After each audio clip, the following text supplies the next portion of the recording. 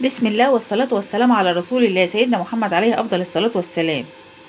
ازيكم يا حبايبي؟ عاملين ايه النهاردة في الجو البرد الساقع ده؟ صقيع شديد. هنعمل مع بعض أكلة حلوة وجميلة ومدفية جدا ومغذية. نشوف هنعمل مع بعض ايه. هنعمل مع بعض الأكلة الشتوية. هنعمل مدفونة البطاطس. مدفونة البطاطس ايه على الطريقة الدمياطي. هنخش مع بعض كده يا حبايبي ونشوف، بس فضلا وليس امرا.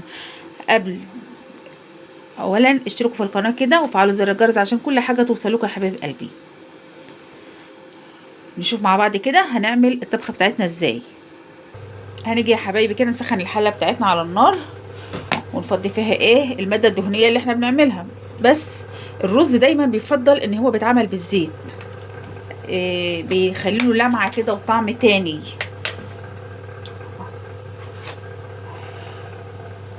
هنيجي ننزل على الزيت كده بالبصل بتاعنا، قطع بصلايه كده حلوه.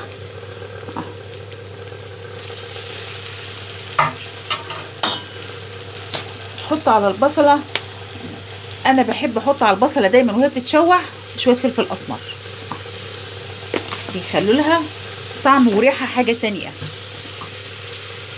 نشوحهم كده مع بعض. هنا يا حبايبي احنا بنحمرش البصله، شايفين البصله يعني اتشوحت بس ده لفتين كده وخلاص، زي ما بنقول ايه داخل كده في الماده الدهنيه بس، وننزل عليها بالطماطم.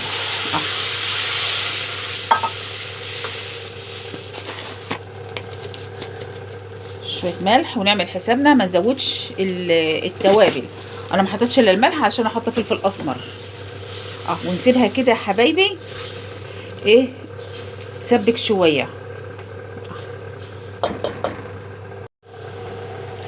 هنا يا حبايبي برضو الطماطم بقت نص سويه كده، نزلنا عليها بالبطاطس تاخد فيها غلوه اهي. هي دي اكله شتويه، هتاخد غلوه كده برضو، وننزل عليها ايه بالرز.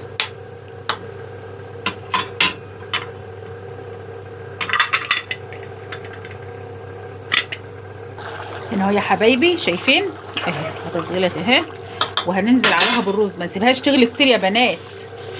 انا بتكلم مع، انا عارفه ستات البيوت حلوين وجمال وبيقدروا يوزنوا ايه المده الزمنيه لاي طبخه. البنات الجداد اللي لسه اللي انا بكلمهم وهحصرهم جامد اهو.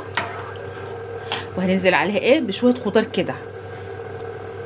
ده هتيجوا تبصوا هتلاقوها زي الخلطه بتاعت المحشي، بس ديت ايه بطاطس مدفونه بقى بتاعه الطبخه الشتويه دي الطبخه الشتويه بتاعتنا اهي.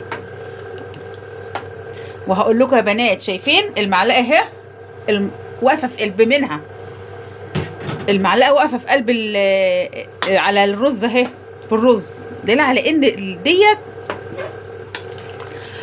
الميه بتاعتها مظبوطه اهي يا حبايبي في النص اهي، عشان بتغلي بتقع.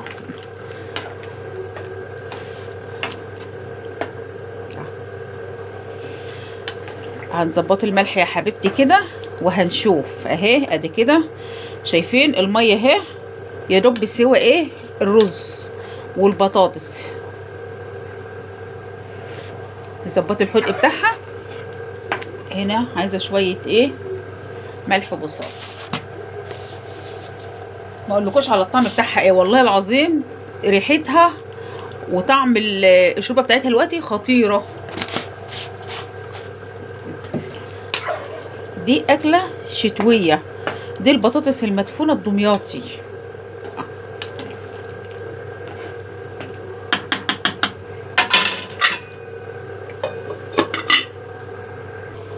شايفين هنا يا بنات في المرحله ده اهي بنهدي عليها النار. شايفين بنقلبها كده، دخلت في مرحله التسويه والماء اللي عليها نشفت.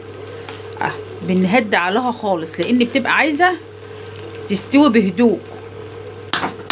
شوفي انا بعرفك مرحله التسويه بتاعتها كمان ازاي يا حبيبتي. بتبقى بهدوء كده علشان ايه تستوي على الهادي، بتستوي على نار هاديه. لان النار العاليه يعني ايه هتتلهف منك وهتتحرق ومش هتستوي كويس.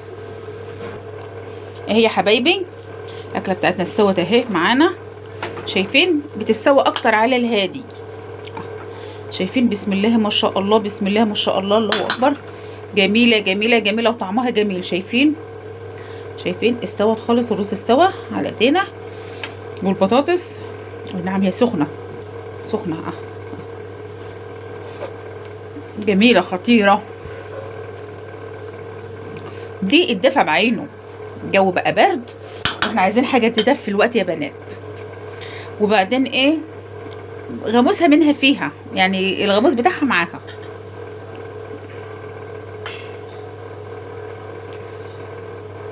هي بما انها اكله شتويه فهي هيتاكل معاها ايه، هي كده غموسها منه فيه. اكله كلها قيمه غذائيه عاليه وكلها حراره، يعني ايه ده دفء دفء. وجنب منها مخلل، حته لفته مخلله وبصله خضراء. وكده بألف هنا يا حبايبي، واشوفكم الفيديو الجاي ان شاء الله. ما تنسوش اشتراكات واللايكات بتاعكم وتعليقاتكم جميله. اشوفكم على خير ان شاء الله.